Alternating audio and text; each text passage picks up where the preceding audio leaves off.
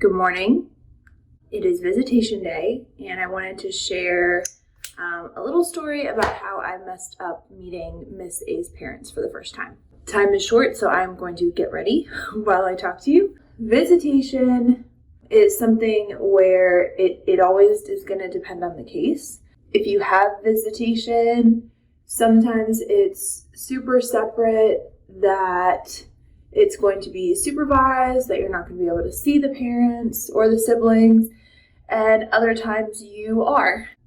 And for Miss A, we actually can meet the siblings and even go back and get her from visitation while her parents are still there, which means that we can kind of see them and say hi. By the way, I'm not good at makeup. If you're a makeup person and you're watching me do this wrong, I am so sorry. The fact that I'm actually using one of these sponges right now is amazing.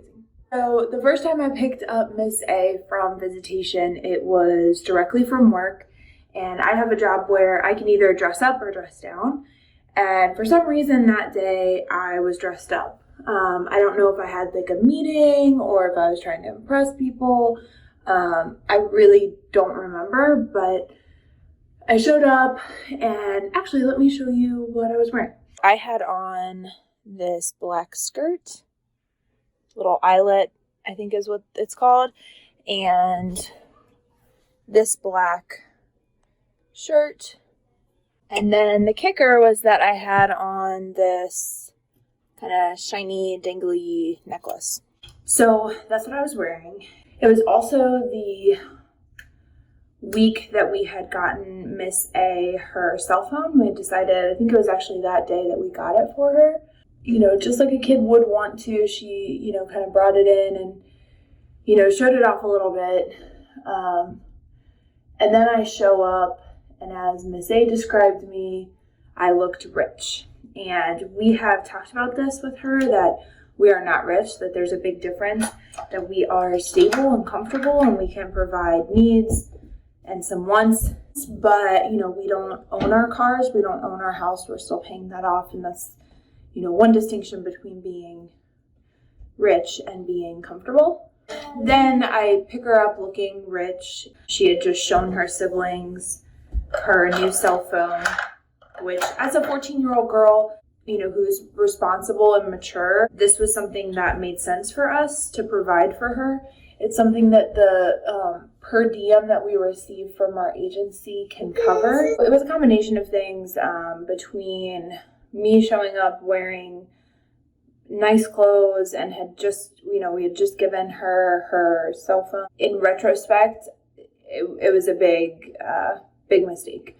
As a foster parent, we are just as much there to support the family when we can, because we want reunification for these kids. It's the best thing for them. And so showing up, dressing too nice, and, on the same day, the first meeting, after giving her something that her parents weren't able to give her, I can see that if the roles were reversed, it would make me feel bad as a mom. And that wasn't our intention. So ever since that first meeting, I have been really intentional on what I wear to visitation. Last week, I just wore a t-shirt and jeans, super, super basic. I also I printed out some pictures of Miss A with her sister, with her friend, from some of the activities that we've done. And I also just put like a really short note in there that said, they raised an amazing girl, that Miss A was, just such a kind and smart and beautiful girl, attributing that to them. I mean, they're her parents, like they raised her, saying that we hope that they enjoy these photos and that we're rooting for them, as a family. So I think that was just kind of my way of making up for the fact that I might have looked nicer than I typically do, and not being sensitive to how that would be perceived. And also just reminding them that this isn't like an us versus them. I think that probably biological parents might feel that way. And that's not the case with us. Like, we get a lot of questions like, are we going to adopt Miss A? And if the situation were to arise, that would definitely be something that we talk about and most likely would do. Miss A has a family. Like I said, for most kids, reunification is going to be the goal and something that is being worked towards, and we're not trying to replace her family. We're just trying to keep her safe and secure while her family, is getting in a better place so that they can have their kids back. Is there anything else about that first meeting? Oh, the siblings' reaction. So when on that first visit, the siblings, especially the youngest one, she kind of like latched onto me, got me like a big hug, and I think she'd asked me to like buy her a toy or something because she didn't have any, which I don't think is the case. I think she has toys. The parents kind of saw that too. Again, that's not our intention, is to be viewed as people who are like giving more than what's needed. For Miss A, we can do that, and it's time for her to get spoiled a little bit while we can. And really our intention is to give her things now so that when she is back with her family doesn't have to worry about those costs. So that's our intention. And so from now on, I am very mindful on visitation day of what I wear. So like today, I'm in jeans and a white t-shirt. I might put some jewelry on, and if it's too nice, I will probably take it off before I pick her up.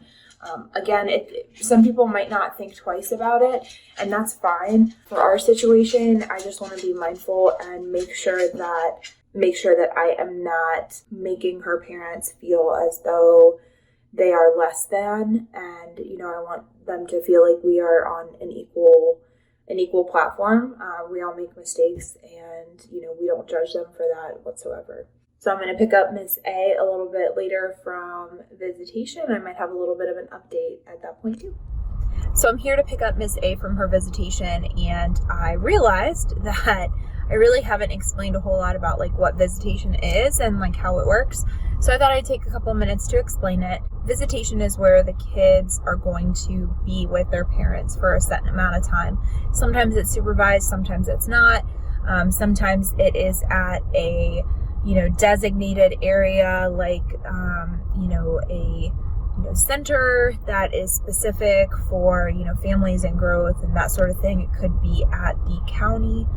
It also could be in the community. So as families are getting closer to reunification, they're probably going to be having community visitations where they can go out and go to dinner and go to a movie and kind of have more like of a normalcy, more of a normal interaction. What ends up happening is basically as a foster parent, you drop off your kid. You go in, you kind of like sign them in and say they're here for their visitation. Once they go back to meet with the family, you can then leave and just be there to pick them up. There, I'm sure, are cases where, I've actually watched other YouTube channels where parents don't make the visitation, and that's not necessarily because they didn't want to be there, but perhaps their, work schedule got mixed up, or they don't have reliable transportation, so they're taking a bus and the bus was late, or, a number of reasons. So these kids are counting on those visitations. So if they don't happen for one reason or another, then, it definitely can upset the kids. So that's something to like be prepared for. If they have siblings, a lot of times counties and caseworkers will try to get those visitations all together so that they have family time. That's always like the ideal situation, is to like have as much of the family together as possible. For me, we talked earlier, I'm actually going to take this necklace off because even though I probably got it on clearance and it's already broken, I've had to fix it. It looks a little too fancy, and so I'm not going to wear it for picking her up today. I'm trying to be a little bit more plain. Again, just not trying to be like loud and showboaty, I guess.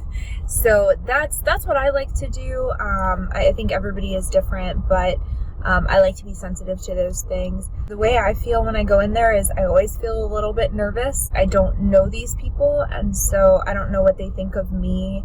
Not that it matters. So I'm going to go ahead and go in and get Miss A.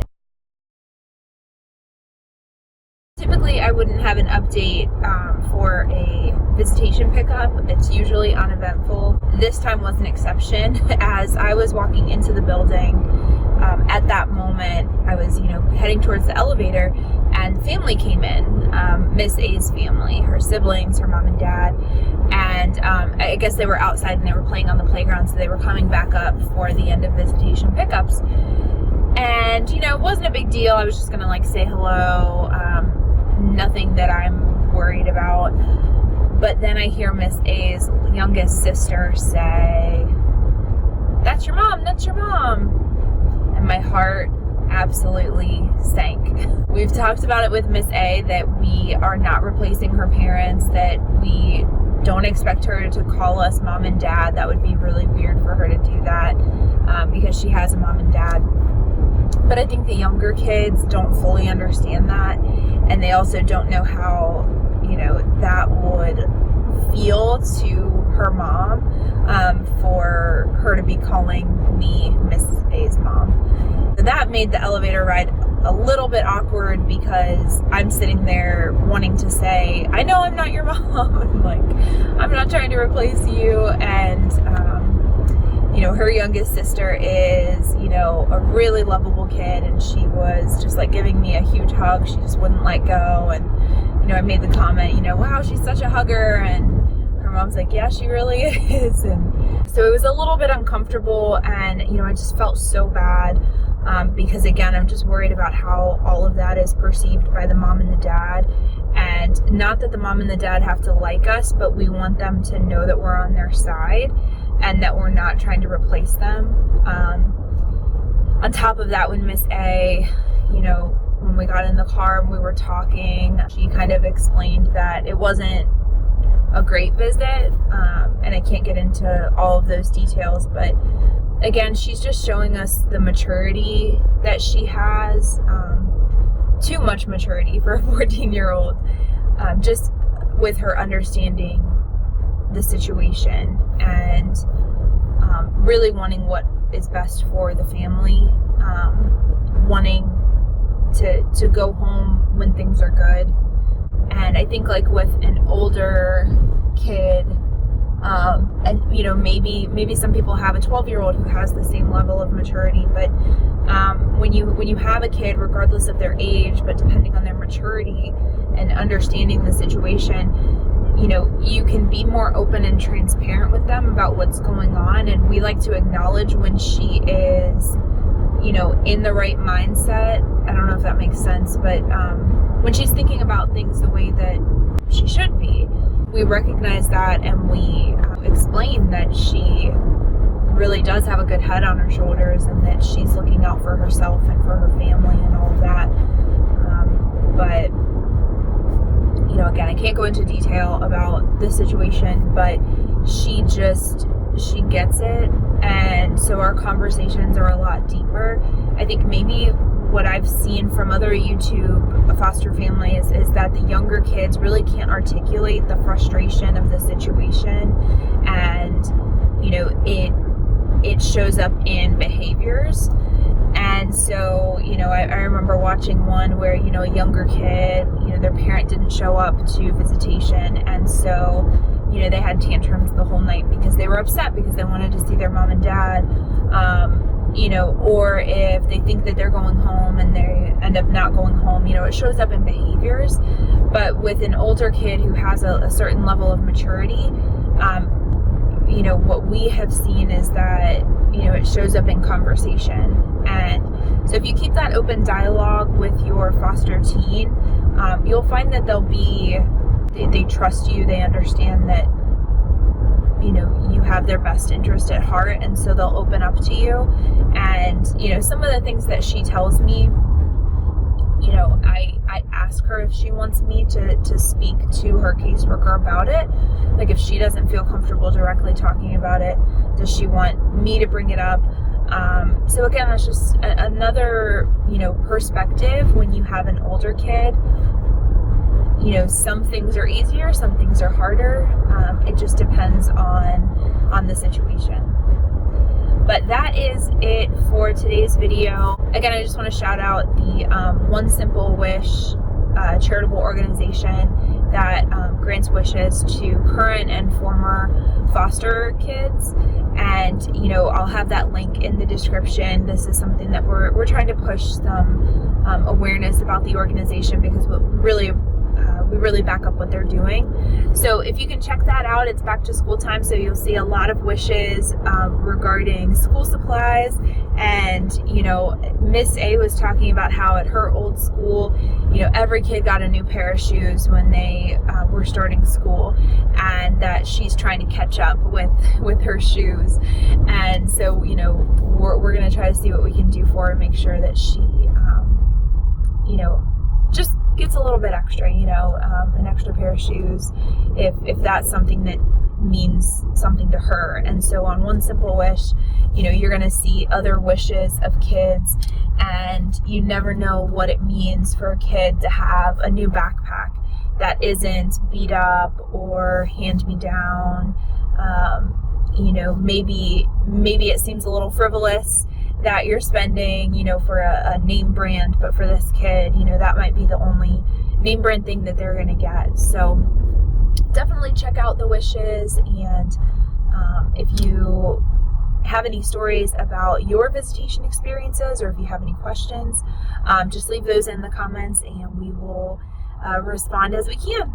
All right, thanks guys, bye.